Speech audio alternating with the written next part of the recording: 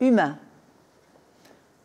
Qu'encore aujourd'hui, 200 000 ans après l'apparition de l'homme et de la femme sur Terre, on doit encore rappeler l'importance de l'humain en dit long sur l'échec de notre humanité, ou plutôt que cette humanité est et restera un combat contre sa propre inhumanité, ce dont l'actualité témoigne tous les jours.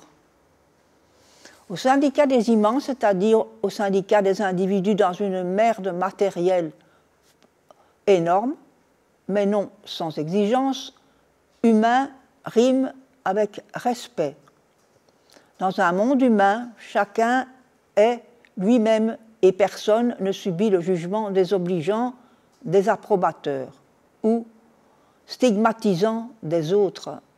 Dans un monde humain, la parole de chacun est prise en considération.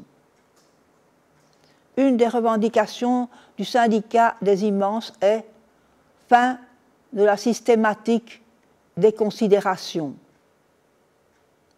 Invisibilisation, infantilisation, animalisation, culpabilisation, humiliation, indignité et non-respect des immenses.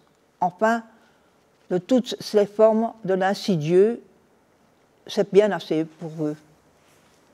Cette liste est longue, car le processus de déshumanisation sont nombreux, variés, tantôt imperceptibles, tantôt inconscients, mais toujours cumulatifs. Le non-logement et le mal-logement sont au cœur de l'action du syndicat des immenses, mais de manière plus générale, on assiste aujourd'hui au nom d'une préservation d'un soi-disant ordre social à une banalisation croissante des injustices sociales et des inégalités sociales. L'individualisme règne en maître aujourd'hui et la société repose davantage sur la peur, qui prend 1000 formes, que sur l'empathie et la pitié, qui n'est pas qu'un vilain mot. Des formes d'esclavage persistent de nos jours.